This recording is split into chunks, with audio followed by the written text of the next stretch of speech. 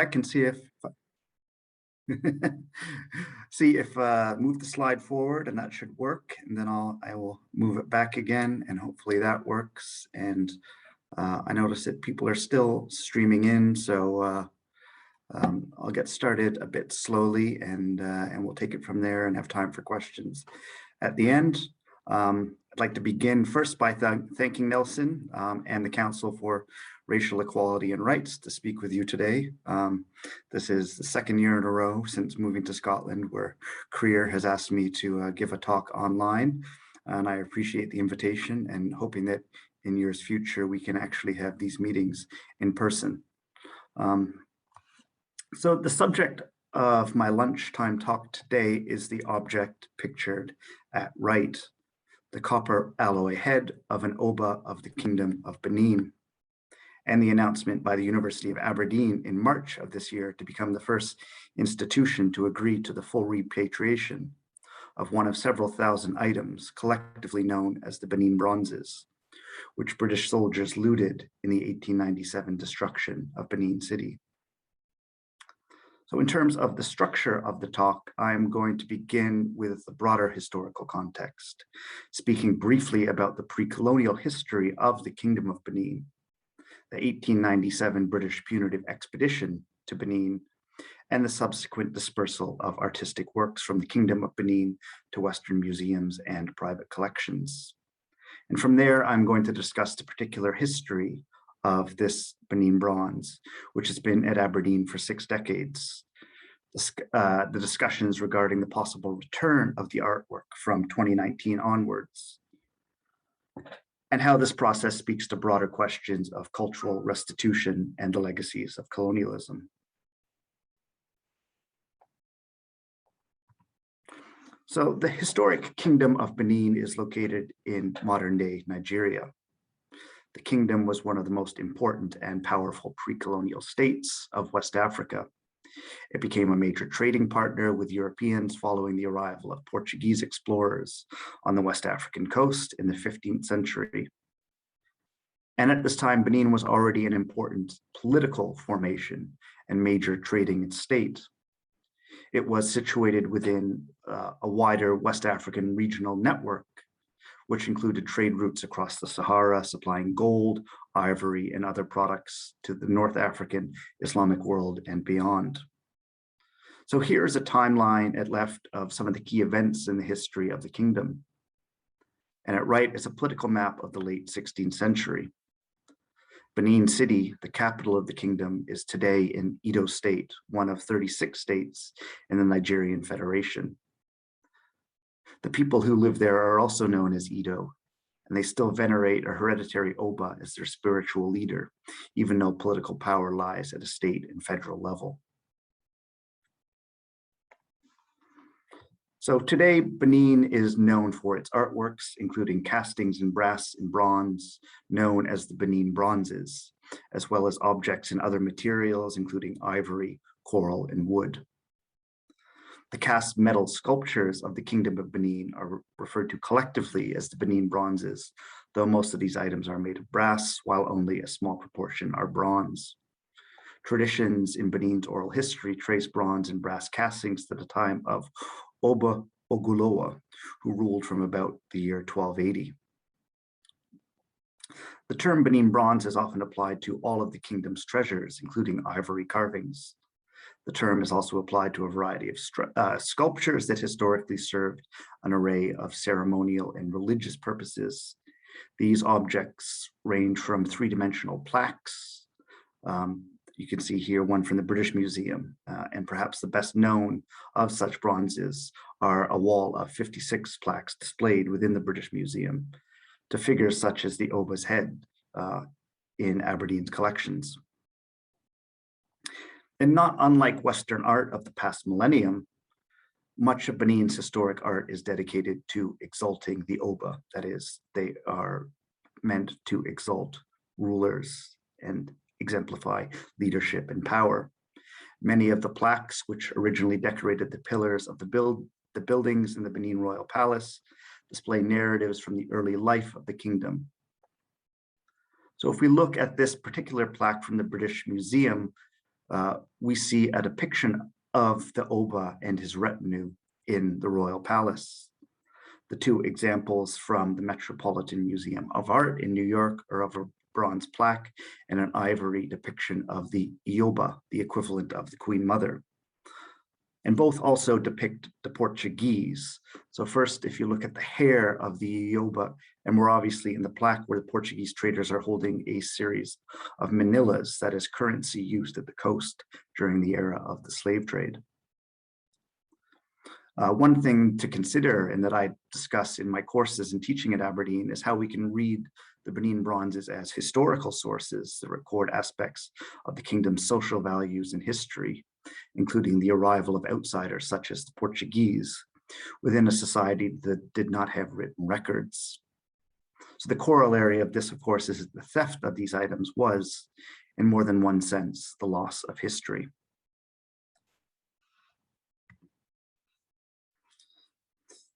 Benin's place within history is equally known for its sudden and brutal conquest by British forces in the late 19th century. The invasion of Benin City in 1897, known euphemistically and inaccurately as the Benin Punitive Expedition, brought widespread destruction and pillage. The expedition is perhaps the most famous example of looting of cultural treasures associated with European colonial expansion in the late 19th century. British forces ransacked the city's shrines and palaces, burned and looted the royal palace, and forced the Oba into exile.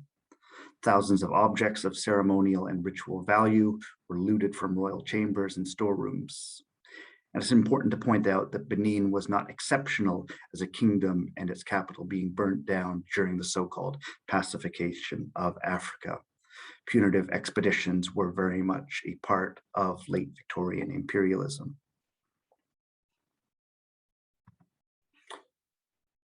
So following the 1897 destruction of Benin City, these cultural items and religious treasures were scattered around Western countries. The British government seized a large percentage, with 700 acquired by the British Museum. Others were sold at auction to defray the costs of the invasion, and some taken by individual members of the expedition as war booty. Many have been purchased by other museums, notably the Ethnologique Museum Berlin, which has over 500 items, the Pitt Rivers Museum at the University of Oxford, which has over 300 items, and the Welt Museum Wien, which has 200 items from the initial auction and subsequent art sales from individuals who possess them. So listed here are the known location of Benin plaques. So not the entirety of Benin objects looted in 1897 or acquired thereafter. This is part of a much longer list, and I've only included the larger institutions. If we consider all forms of Benin bronzes, by far the largest collection is the British Museum, which has some 950 items. And as you can see, there are an unknown number of items in private hands, at times handed down within families, since shortly after the 1897 expedition.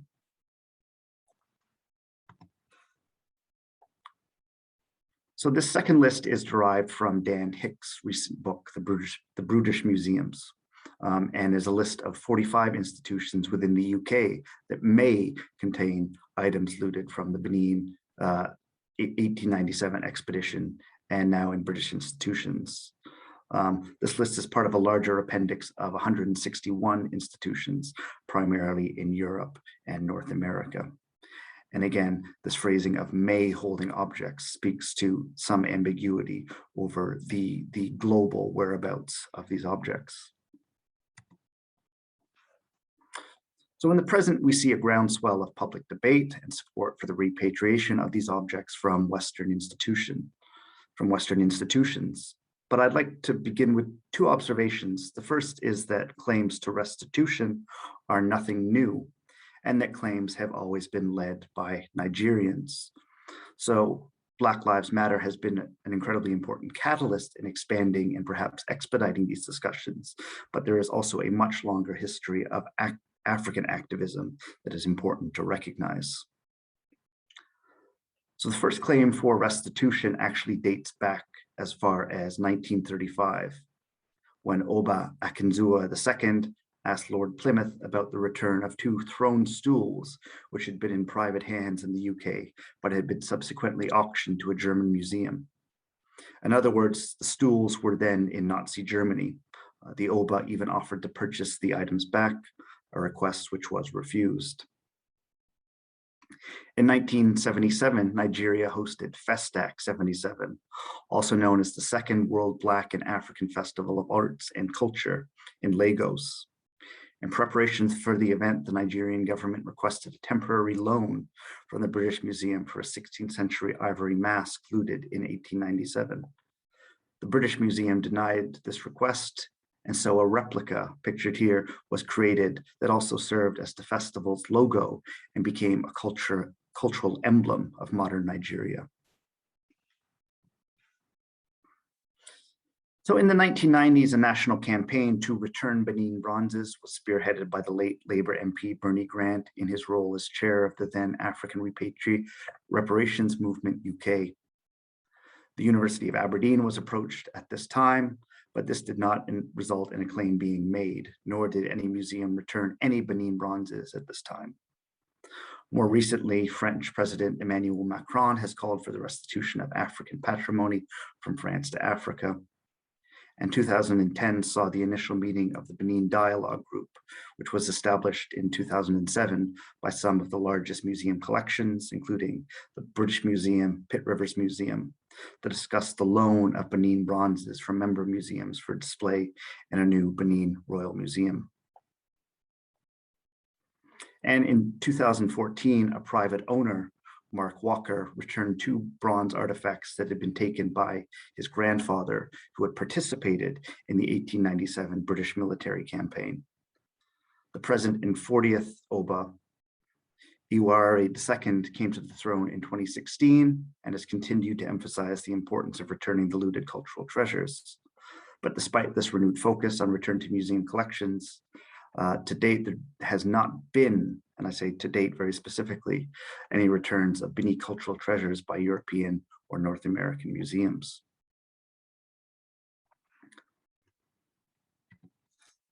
And so that is the general context, and it is within this context that curators at the University of Aberdeen's Museum and Special Collections began considering the copper alloy head of an Oba pictured here, which has been part of the university's collections for 65 years. Within the university, this is part of a broader reassessment of the provenance of objects within our collections, and particularly our African collections. The university museum collections come from many parts of the world and are of many ages. The university itself was founded in 1495 and is the 5th oldest university in the English-speaking world, its existence spanning the entire history of the British Empire. Or to look at it another way, King's College, Aberdeen, was founded within a decade of the first arrival of Europeans to the Kingdom of Benin. With collections acquired over generations and centuries, there are inevitably moral and sometimes legal questions pertaining to the basis of their acquisition, especially related to the people from whom items were collected and their descendants. So the university has a procedure to help consider any requests received for repatriation of items in the collections. This includes 5 criteria that help structure the advisory panel's discussion and the report that went to the university court for these decisions. And you can see these here in terms of looking at the identity of the item, the history of possession and or ownership of the item, the connection between the item and the claimant, the significance of the item to the claimant and the university, and the consequences of return to the claimant or of retention by the university. And so in questions of repatriation and deaccession, it's the university court that is the body that agrees to the transfer of title of items in its collection. And so each case is considered in its own right, involving careful discussions with the people making the claim. With the Benin Bronze, the head of the Oba, the most important criterion in the decision was this history of looting, but also its significance to the people of Benin City in Nigeria today, which was also very clear. And I'd add that the university has a record of repatriating objects, even if these cases have not attracted the same attention as the Benin Bronze. So for an example, in 2003, the university repatriated a headdress to representatives of the Kainai Nation or blood tribe of Alberta, Canada. So though a lot of the focus in the present is on Benin Bronzes, there is a precedent both within the university and more generally among museums and cultural institutions regarding repatriation, which can include anything from ancestral remains to Holocaust restitutions.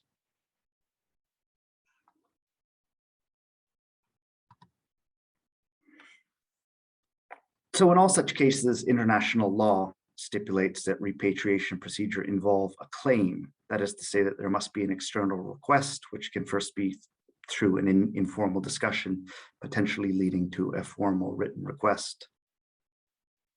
So in the case of the head of an Oba of Benin, the university reached out to Professor Bankole Sodipo, who is a professor of law at Babcock University in Nigeria.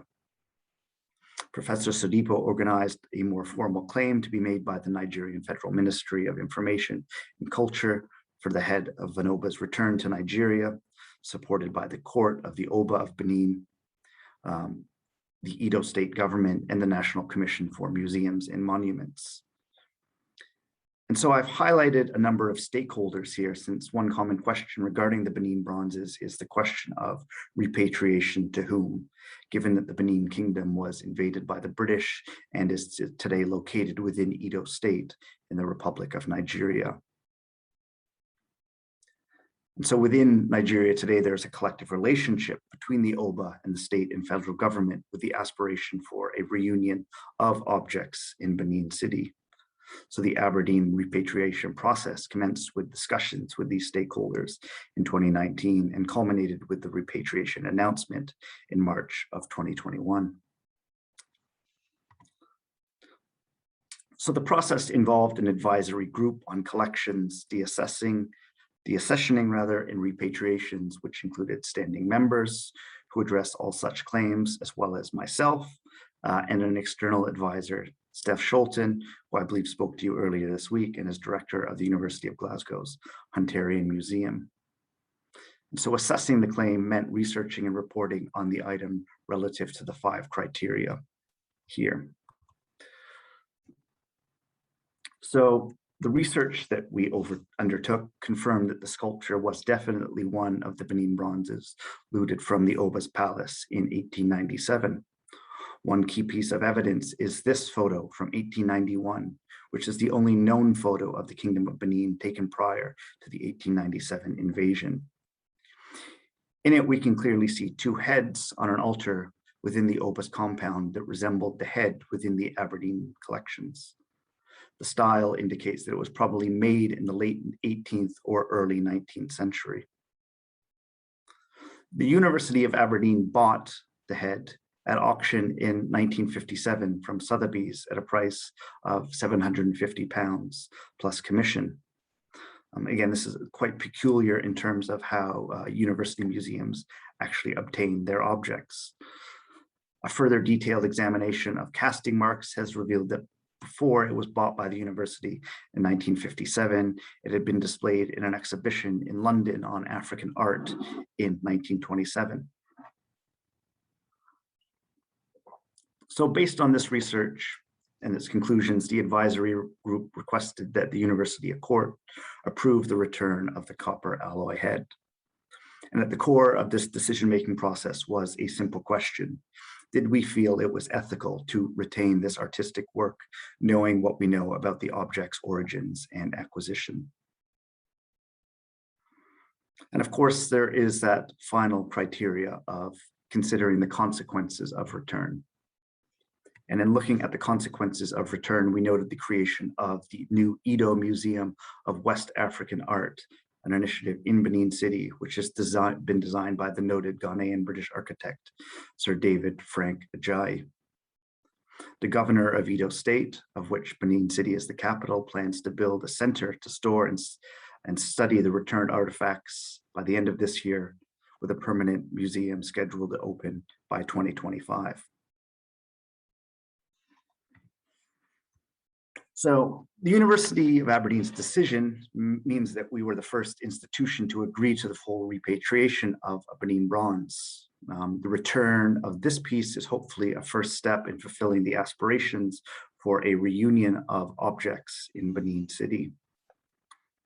In 2019, Jesus College, Cambridge decided that a bronze cockerel, Okukor, should be returned to Nigeria and finalized approvals last December to return one bronze.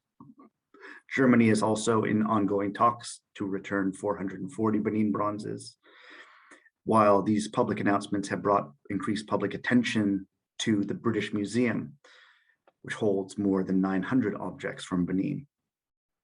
And it should be noted that not all institutions are in a position to undertake restitution regardless of the aspirations of their directors and curators. There are different laws in different countries on cultural restitution, some focusing on the inalienability of collections. But at present, an international collaborative working group known as the Benin Dialogue Group has worked since 2007 and involves more than 150 institutions internationally. So my own modest contribution to this process ended earlier this year when we submitted our formal report to the university. And I'd like to briefly just share some of the reaction to the university's announcement. The data and images presented here comes courtesy of my colleague in Museums and Special Collections, Jenny Downs, and our communications team. And as you can see, there was a tremendous social media response, both within the UK, but also certainly within Nigeria. And as you can maybe see from the indicator and at the top right, 72% joy, the response was overwhelmingly positive. And so I'd like to briefly share some of the anonymized comments here, really looking at how people responded to this decision. But at the same time, looking at aspects of responses that were a bit more mixed. And again, a lot of this stressed the fact that simply returning an object does not reverse the past. It does not address the cultural heritage that was lost more than a century ago, or reverse the destruction of the capital of Benin.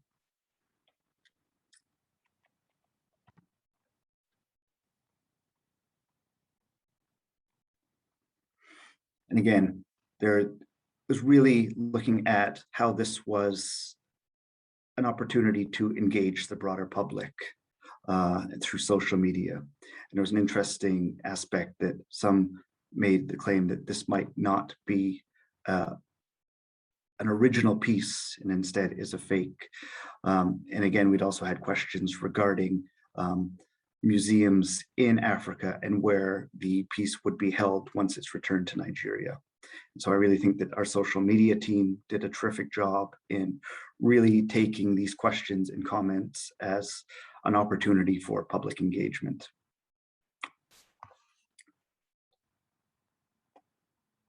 And so this overwhelmingly positive response to the university's announcement was seen through social media outlets and through reporting and editorials. And so as the Times concluded in their leading article soon after our announcement, it said, a decision by the University of Aberdeen to repatriate to Nigeria a bronze sculpture depicting a king of Benin seems entirely fair and reasonable. This piece of great historic significance to the African nation where it was created was not donated or sold, but looted by British soldiers. Its rightful place is in Benin City, and its return 124 years after it was brought to the United Kingdom, along with thousands of other sculptures and carvings, is long overdue.